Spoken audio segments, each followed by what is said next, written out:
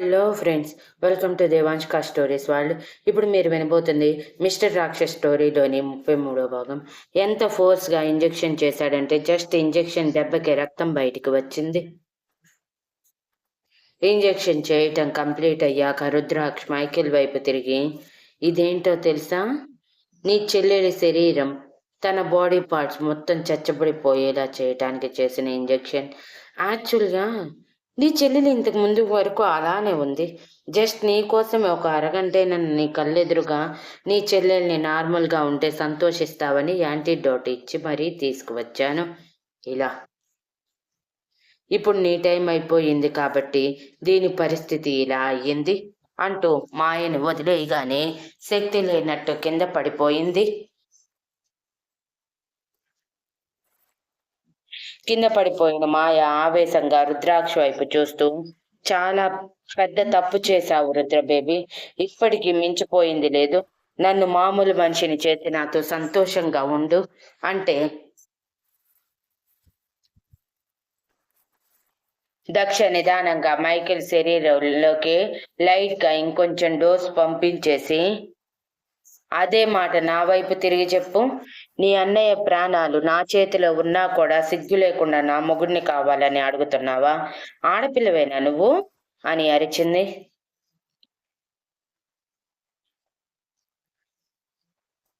Michael కి కోపం వచ్చి అదే కోపంలో దక్ష నుంచి దూరం జరగాలని లేపు ఇంజెక్షన్ మెడ లోపల నరంలో ఉండటంతో ఫోర్స్ గా వెనక్కి తిరగటం వలన నరం తెగినట్టు నొప్పి నశాలానికి అంటితే ఆ ద్వీపం మొత్తం సౌండ్ వచ్చేలా గట్టిగా మమ్మీ అని అరిచాడు. నీ తెలివి పాడుగాను, నా నుంచి తప్పించుకోవాలనుకుని అనవసరంగా ఇప్పుడు నరాన్ని కూడా తగ్గట్టుకున్నావు కదరా. అసలే అది ఇంపార్టెంట్ నరం, అనవసరంగా పోగొట్టుకున్నావు అంటూ జాలిగా ఒక చూపు చూసి మరోసారి సెకండ్స్ లో మెడ మీద చేతిని పట్టుకొని ఉన్న మైకేల్ చేతిని తన చేతితో గట్టిగా పట్టుకొని నొప్పి గట్టిగా అరగటం వలన నరం పైకి తేలి కనిపిస్తూ ఉంటే ఆ నరంలో ఇంజెక్షన్ గుచ్చి ఒక నరం కాకపోతే ఇంకొకటిరా, ఏదైతే ఏంటి, నీ బాడీలోకి పాయిజన్ పంపించడం మాత్రమే నాకు ఇంపార్టెంట్ కాబట్టి సో ఇప్పుడు పంపించమంటావా? నీ మనుషుల చేతిలో ఉన్న గన్స్ అన్ని పనికి రాకుండా డిస్పోజ్ చేసి ఆ సముద్రంలో విసిరేయమంటావా? చెప్పు. నీ మనుషుల చేతుల్లో గన్స్ పోయాడంటే నీకు యాంటీడోట్ నేనిస్తారా? నా మొగుడు ఒప్పుకోకపోయినా నేనిస్తాను. సరేనా? అవకాశం ఇస్తున్నాను.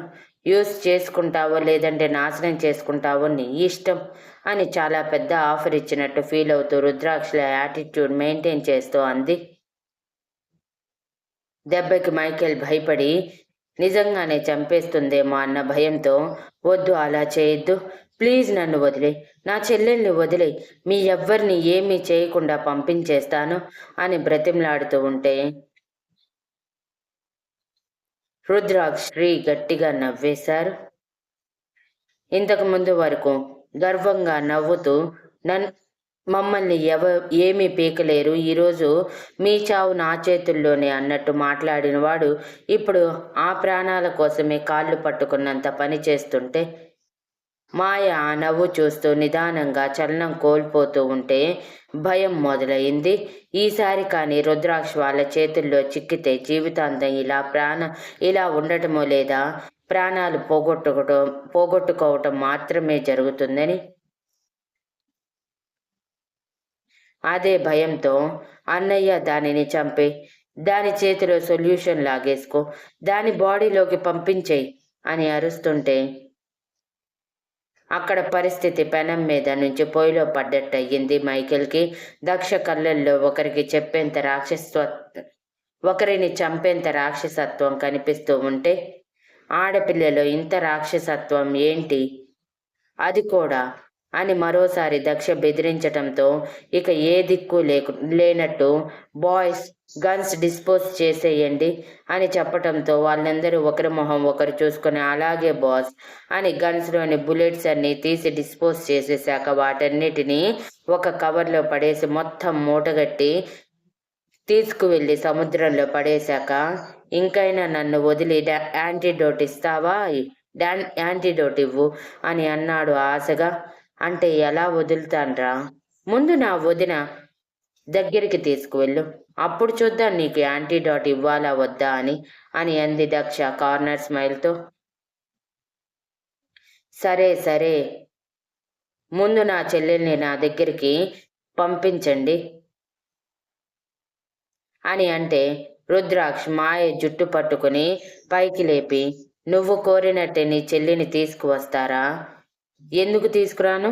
నా అక్క ఏ పరిస్థితుల్లో ఉందో నీ చెల్లి కూడా సేమ్ అదే పరిస్థితుల్లో ఉండాలి కదా అని ఈవిల్ స్మైల్తో అంటూ చేతులు కాళ్ళు వేలాడదీసి నడవటానికి లేక పాక్కుంటూ వస్తుంటే మైకేల్ రక్తం మరిగిపోయింది. కానీ ఇప్పుడు శ్రీధ పరిస్థితి చూశాక ఖచ్చితంగా వాళ్ళ ప్రాణం పోతుంది, వాళ్ళందరూ తన చేతికి చిక్కుతారు అన్న నమ్మకంతో పదండి అంటూ దక్ష వైపు చూస్తే, నిన్ను వదిలేసేంత పెద్ద మనసు నాకు లేదురా, పద ఇలానే పద, అడుగు జాగ్రత్తగా ముందుకు వేయి, పొరపాటున నాతో పాటు కాకుండా పక్కకి జరిగావంటే ఈసారి ఇంకో నరం తెగిపోతుంది, ఆ తర్వాత బ్లడ్ ఫ్లో ఆపలేక పోయి హాస్పిటల్లో జాయిన్ అయ్యి ప్రాణాలు పోగొట్టుకుంటావు అని వెటకారంగా నవ్వుతూ చెప్పి వాళ్లతో పాటు నడిస్తే వెనకే శ్రీ రుద్రాక్షలు నడిచారు. ఆ ఇంటి లోపలికి వెళ్ళి ఒక రూమ్లోకి వెళ్ళేసరికి ఎదురుగా హార్ట్ బీట్ చాలా స్లోగా కొట్టుకుంటూ కోమాలో పాలిపోయిన మొహంతో సరిగా కేర్ తీసుకోకపోవటం వలన పిచ్చిదానిలా శ్రీధ కనిపిస్తూ ఉంటే రుద్రాక్ష ఆటోమేటిక్గా లూజ్ అయిపోయిన చేతులతో అక్క అని అంటే అది తన శ్రీధ అని ఇంకా నమ్మలేనట్టు శ్రీధ అన్నాడు శ్రీ.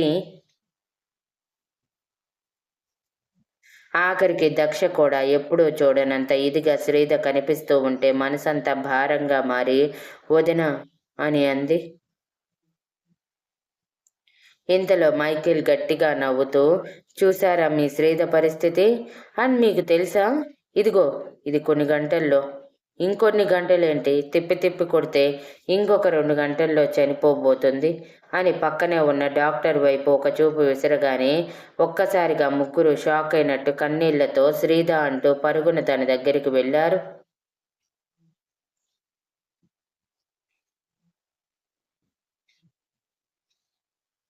వాళ్ళలా వెళ్ళటమే మైకేల్ తల తిరుగుతున్నట్టు అనిపిస్తున్నా ఎదురుగా మాయ నేల మీద పడి చలనం లేనట్టు ఏడుస్తూ తన వైపే చూస్తూ ఉంటే పరుగున మాయ అంటూ దగ్గరికి వెళ్ళి తనని చేతుల్లోకి తీసుకొని, రే డాక్టర్, నా చెల్లికి ట్రీట్మెంట్ ఇవ్వరా అని. వీడు మాయకి ఏదో ఇంజెక్షన్ ఇచ్చి చచ్చాడు, అప్పటి నుంచి ఇలానే ఉంది నా బంగారు తల్లి అని ఏడుస్తూ ఉంటే డాక్టర్ చిరాగ్గా వాళ్ళ వైపు చూసి ఏడుస్తున్న రుద్రాక్ష శ్రీ దక్షల వైపు బాధగా చూశాడు. వెనకే వచ్చిన బాయ్స్ వైపు చూసిన మైకేల్, వాళ్ళని ఎక్కడికక్కడ నరికేయండిరా, ఈ రోజుతో వీళ్ళ శవాలు ఈ సముద్రంలో తేలాలి అని అరిచి డాక్టర్ కనీసం రాకపోవటంతో, ఏంట్రా ఒళ్ళు కొవ్వెక్కిందా, పిలుస్తుంటే వినిపించటం లేదు, రా వచ్చి నా చెల్లెలకి ట్రీట్మెంట్ చేయి అని అరిచాడు. ఆ అరుపు పూర్తయ్యేలోపే ఒకడి ఆర్తనాదం ఆ రూమ్ అంతా రీసౌండ్ వచ్చి ఎగిరి వెళ్ళి తన కాళ్ళ దగ్గర వచ్చి పడ్డాడు బాగా బండబలిసిన బాడీతో ఉన్న తన మనిషి. అది చూసి ఉలిక్కి పడిన మైకేల్ ఎదురుగా చూసేసరికి రుద్రాక్ష శ్రీ ఇద్దరూ కలిసి నిజంగా రుద్రుడి అవతారం ఎత్తి కోపం ఆవేశం అణువణువు చేరి నరాలు తేలి కనిపిస్తూ ఉంటే వాళ్ళిద్దరిని ఫస్ట్ టైం అలా చూస్తూ ఉండటంతో మైకేల్కి కూడా భయంగా అనిపించింది. కానీ ప్రెజెంట్ వాళ్ళ దగ్గర గన్స్ లేకపోవటంతో మాయని చూసి వెంటనే తనని చేతుల్లోకి తీసుకుని పరుగున మరో రూమ్లోకి తీసుకువెళ్ళి పడుకోబెట్టి తన కబోర్డ్లోని లాకర్లో ఉన్న గన్ తీసి దానికి సైలెన్సర్ అటాచ్ చేసి, వస్తున్నారా, ఈ రోజుతో మీ శవాలు ఖచ్చితంగా లేస్తాయి అని తనలో తానే అనుకుంటూ 2-3 అడుగులు వేయగానే ఈసారి కళ్ళు ముందు చీకటి అలుముకున్నట్టు కళ్ళు మూసుకుపోయాయి. అయినా సరే తల గట్టిగా విదిలించి, ఏంటిది ఇలా కళ్ళు మూసుకుపోతున్నాయి, అదేమైనా ఆ ఇంజెక్షన్ నా బాడీలోకి పంపించిందా, నేను చూసినంత వరకు నాలోకి ఆ సొల్యూషన్ రాలేదు, ఇంజెక్షన్లో అది తీసినప్పుడు ఎంత సొల్యూషన్ ఉందో ఇప్పుడు అంతే ఉంది అని తనలో తానే అనుకుని మాయని చూసి బాధపడకు మాయ, ఖచ్చితంగా మన వాళ్ళ చావుని నీకు చూపిస్తాను నువ్వు మామూలు అయిపోతావురా అంటే మాయ మాత్రం పగతో రగిలిపోతున్నట్టు నా గురించి పట్టించుకోక అన్నయ్య. ఆ రుద్రాక్ష, దక్ష, శ్రీహార్, శ్రీధలు నలుగురు చచ్చిపోవాలి. ఇక ఆ శ్రీ నిన్ను అవమానించినందుకు కుళ్ళి కుళ్ళి ఏడుస్తూ నీ చేతుల్లో ప్రాణం పోగొట్టుకోవటానికి బెగ్ చేయాలి. నువ్వు ప్రాణభిక్ష పెట్టినట్టే పెట్టి వాళ్ళని చంపేయాలి. అది నేను చూడాలి అన్నయ్య.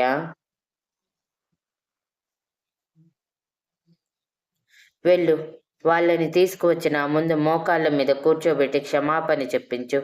ఆ శ్రీధని ఇక చంపేసే, దానితో మనకు అవసరం లేదు అని అంది.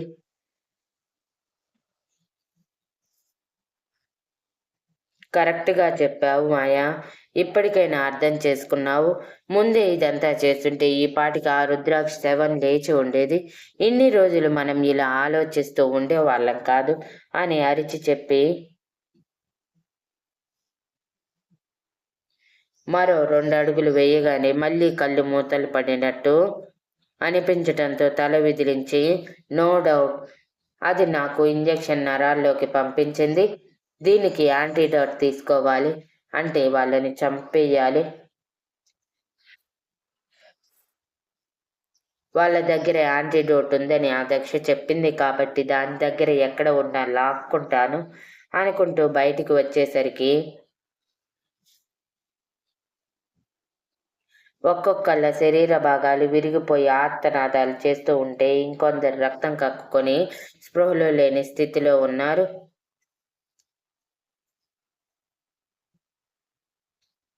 తను వెళ్ళిన 5 నిమిషాలకి అంత బీభత్సం కనీసం ఊహించని మైకేల్ షాక్ అయి కళ్ళు పెద్దవి చేసి చూస్తూ ఉండగానే దవడ కింద గట్టిగా తగిలింది దెబ్బ.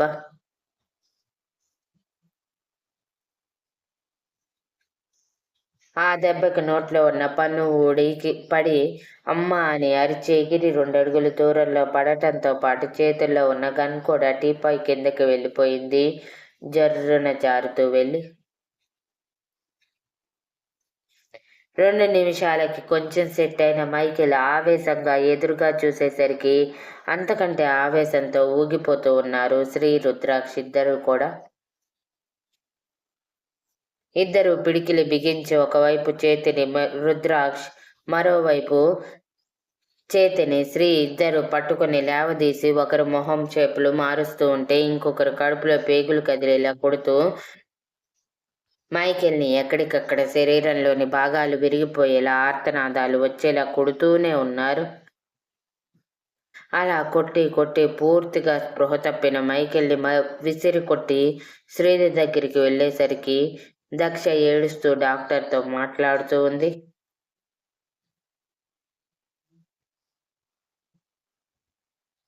రుద్రాక్ష్ డాక్టర్ దగ్గరికి వెళ్ళి అక్కడే ఇప్పుడు ఎలా ఉంది అని ఆవేశంగా అడిగితే డాక్టర్ భయపడుతూ అది సార్ అది అని అంటుంటే శ్రీ ముందుకు వచ్చి, చెప్పు డాక్టర్ ఎలా ఉంది నా శ్రీధకి, మీరు చెప్పే మాట కోసం ఎదురు చూస్తున్నా అని అంటే దక్ష ఏడుస్తూ రుద్రాక్ష గుండెల్లో చేరి, నేను ఎప్పటి నుంచో అడుగుతున్నాను రాక్షస్, కానీ ఈ డాక్టర్ చెప్పటం లేదు, వీడు ఎంత అడిగినా సరే నోరు విప్పటం లేదు అని కోపంగా అంది. అది విని రుద్రాక్ష్ కోపంగా డాక్టర్ వైపు చూస్తే డాక్టర్కి ప్రాణభయం మొదలయ్యి, సార్ నన్ను క్షమించండి, మీరు చెప్పినట్టే చేశాను, కానీ మేడంలో ఎటువంటి చలనం లేదు సార్, నేను యాంటీడోట్స్ కూడా ఇచ్చాను, బట్ అప్పటికే 2 డోసెస్ డేంజరస్ డ్రగ్స్ ఇవ్వటం వలన లైట్గా బాడీ డ్యామేజ్ అయ్యింది. దానివల్లే మేడం లేవటం లేదు, బట్ షీ సేఫ్. ఇంకో మా ప్రాణానికైతే ప్రమాదం లేదని అనుకుంటున్నాను. ఇమీడియట్గా మీ అక్కయ్య గారిని ది బెస్ట్ హాస్పిటల్కి షిఫ్ట్ చేసి ఫర్దర్ ట్రీట్మెంట్ ఇస్తే త్వరగా కోలుకునే అవకాశం ఉంది. అంతకుమించి నేనేమీ చెప్పలేను. పైగా మేడం ఇక్కడికి వచ్చిన దగ్గర నుంచి తన కోమా నుంచి బయటికి రాకూడదని, తన బాడీ డ్యామేజ్ అవుతూనే ఉండాలని ఎక్కువగా బాడీలోకి డ్రగ్స్ పంపించారు. ఆ డ్రగ్స్ ఎప్పుడు తీసుకోకపోవటం వలన నర్వ్ సిస్టమ్ డ్యామేజ్ అయ్యింది. అసలైతే మేడం కోమాలోకి వెళ్ళేంత ఎక్కువగా ఎక్స్పైరీ మెడిసిన్ తను తీసుకోలేదు సార్.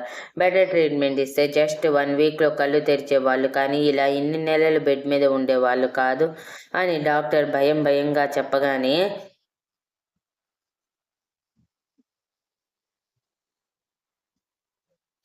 రుద్రాక్ష్, శ్రీ, దక్ష ముగ్గురు షాక్ అయ్యి, ఏంటి శ్రీధ బాడీలోకి డ్రగ్స్ పంపించారా అని అరిచాడు. అవును సార్ అని డాక్టర్ అంటూ ఉన్నప్పుడే రుద్రాక్ష అరుపుకి నిదానంగా కళ్ళు తెరిచిన మైకేల్ ఓపిక లేకపోయినా తన చెల్లిని హింసించి తనని ఇప్పుడు ఎదిరించి చావు అంచెల వరకు తీసుకువచ్చినందుకు కోపం వచ్చి పిడికిలి బిగించాడు. ఇక రుద్రాక్ష్ డాక్టర్ కాలర్ పట్టుకుని ఊపేస్తూ, ఏంట్రా నాకే చెప్తున్నావా నా అక్కకి డ్రగ్స్ ఇచ్చాను అని? ఎంత ధైర్యం రా, నిన్ను ఏం చెయ్యాలి? అమాయకురాలిని చంపేస్తారా అని అరుస్తూ ఉన్నాడు.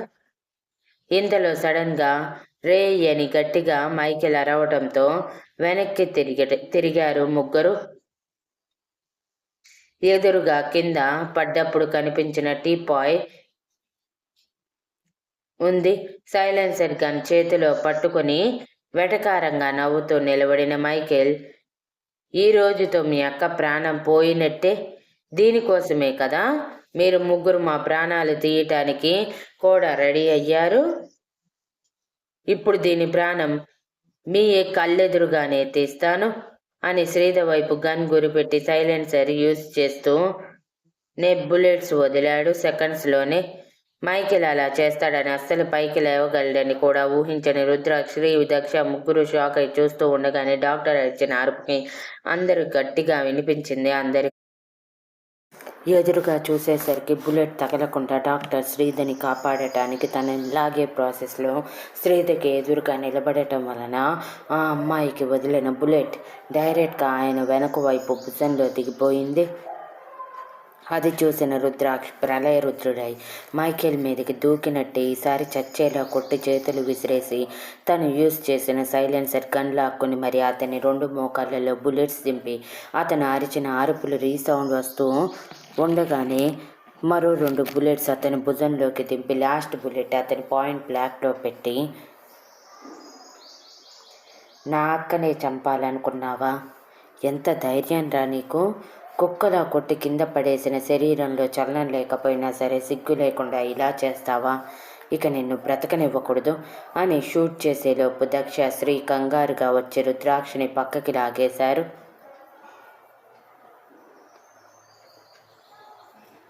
ఆ ప్రాసెస్లో గన్ ట్రిగ్గర్ నొక్కటం వలన పక్కకి లాగినప్పుడు గన్ కూడా పక్కకి రావటంతో మైకేల్ తలని రాసుకుంటూ వెళ్ళిపోయింది బుల్లెట్. అలా రాసుకుంటూ వెళ్ళిపోవటం వలన తల మీద చర్మం చీరుకుపోయి తలలో నుంచి రక్తం కారటం మొదలైంది.